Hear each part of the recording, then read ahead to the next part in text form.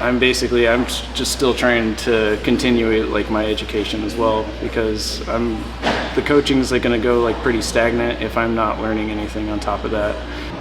Nathan Foster, I'm the owner and head coach of Left Hand Muay Thai in LA. And then you recently had your first year anniversary for the gym. Can you tell me a little bit about what you specifically did and how you think you got to this 1 year point? So yeah, to celebrate, like we all went up to a restaurant called Laurel Tavern, and we all had quite a few drinks, and I ended up like messing up my hand by punching Devin in the stomach as hard as I could. That definitely sounds like a good time. And then how did the gym come about? It's obviously been a year, but how did the gym start, and what have been a few major events in the last year? So the gym F5 that I was like the head coach out of for like 5 years, it ended up shutting down because of COVID.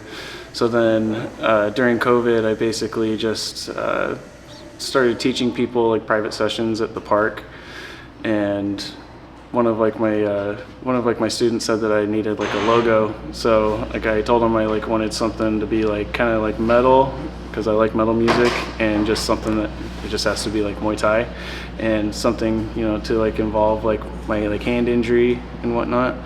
And he ended up like presenting like this logo to me, and then I started dating Melissa, and she decided like we should like open up like a gym and like actually like make it something, because you know I wasn't like really making quite as much money like just doing like the privates for like a little bit. So like we ended up just like making it like actually happen. And since then I basically just like started like a full-on fight team, starting off people with like the point fights first, like getting like 3 or 4 fights there, and then like I'll move them on to like the amateur scene. And so far I've had like my fighter Emily Ward, like she's already like won like a title at the USMTO in the A class category. So far so good. I already have 1 belt on the wall after the first year being open. Yeah, that's definitely a good accomplishment. Can you tell me a little bit more about building the fight team and how your previous experience has influenced that? Yeah, so I've had like a lot of hard times like in like my fight career. I've like gone through like injuries, I've been like knocked out, all this type of stuff. So I'm pretty selective with like who's like gonna fight, and if like people aren't showing me that like they're putting in the work, I'm not like really gonna give them the time. They have to like follow like the fight team requirements, which is like 3 mile runs per week. They have to be here like at least like 4 to 5 days per week. They have to like not be getting like their ass kicked and sparring. Like they have to like help out with like the other people as well. If like I don't see them at like the fights and stuff like that, I'm not like really considering them because they don't seem like they're part of the community. And then yeah, I'll just start them off just with like the PKBs, you know, PMTs, like the point stuff. Make sure that like they can like listen to us like in the corner, like get like maybe like 3 or 4 of those, and like after that I feel like they're ready. I can like move them up to like the amateur circuit, and then from there yeah, so far like it's actually worked so far. We have like more of like a winning ratio than like a losing ratio, and I feel like I'm like creating fighters like better than I was. What do you think you're doing different for them than what was done for you? I feel like it's working out here a little bit more because like we actually have like a team going on. Like we have like multiple people trying to fight. Like when I was like coming up, it would mainly just be me and then like maybe like one other person. So like here, like we have like more of like a community, and everybody's like kind of like building it up along with them. And then you still do a lot of education for yourself. You recently went out to Japan and trained with Chamuk Tong, Halam Pet, and then also Picorn. Yeah. Can you tell me about some of those experiences? I've always been like a big fan of like going to like seminars or just like hitting up just like random like world champions. If like I know that like they're in town or whatever, I just like hit them up and I just try to get like a private session, because I'm just still trying to continue like my education as well, because the coaching is like going to go like pretty stagnant if I'm not learning anything on top of that. And it was an amazing experience because both like Chamuk Pet, he was like a Golden Era legend, Popcorn, he's like a legend of like my time, and it's been fucking great. And what do you think you learned specifically from those two guys? Yeah, that's the thing is, I like to look at like what people are like actually good at. Like Chamuk Pet was like known for like his clinch and like his like devastating knees. So I was trying to like pick his brain like a little bit more, just seeing like his way about like throwing knees, and just learning from Popcorn was just awesome too, just because he was so technical. You know, he was like, I remember like Greg said that like when he fought him, like he said it felt like he was like fighting like a slippery fish. And once I like ended up like sparring with him, I was like, I totally know what you're talking about. I like couldn't fucking get like my hands on him like at all.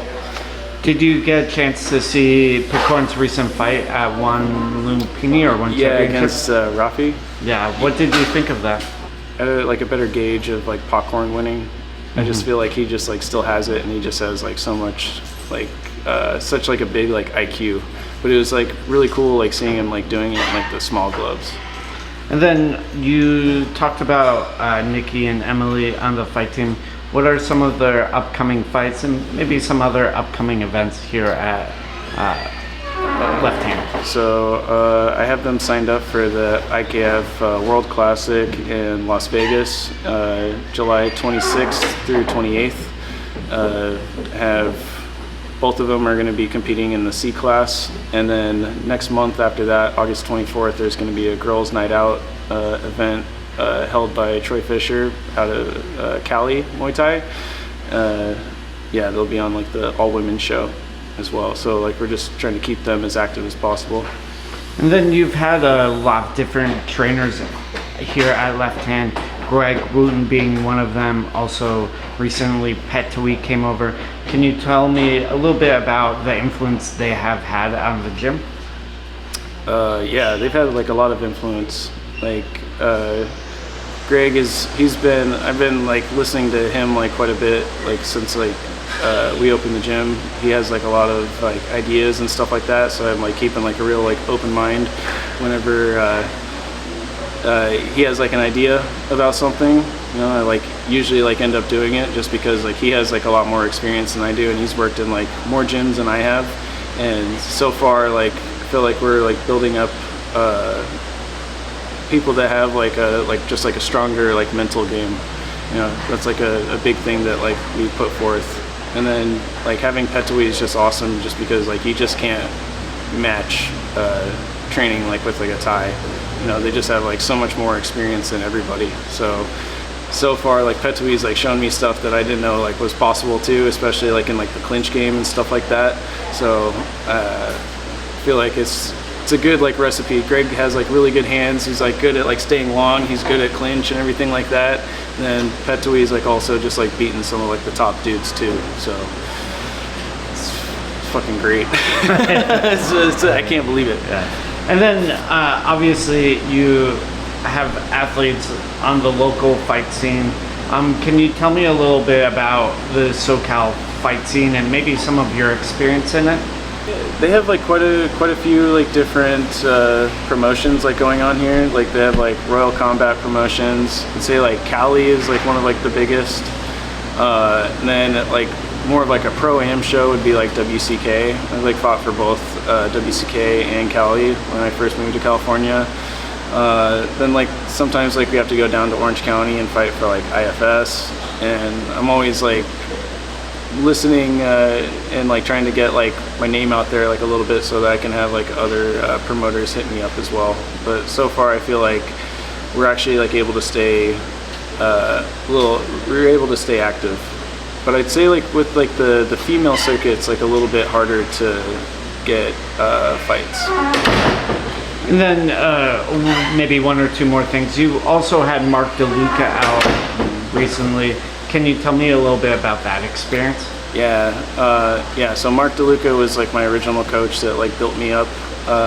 We brought him out so that he could go over like the rules and judging criteria for like USA Muay Thai, and he basically, it was a really good seminar. He like told us like a lot of things. I learned quite a bit, and I was actually surprised that like a lot of my students like asked questions that I didn't even think of. And I think that was like a really good thing to bring to the table, just because you go to like some events here and like you see people like trying to do like a hip toss and everything, and for some reason they don't know that that's like an illegal move. So I wanted to like bring them here so that people actually understand like what Muay Thai is and like what like the judges and everything should be like looking for. Can you let me know where to find the gym and some of the contact information for the gym? Yeah, you can find us at www.lefthandmuaythai.com. You can also reach out to us on Instagram at lefthandmuaythai. We're also on Facebook as well, and we're located in Valley Village, California, right in between North Hollywood and Studio City at 5223 Laurel Canyon Boulevard.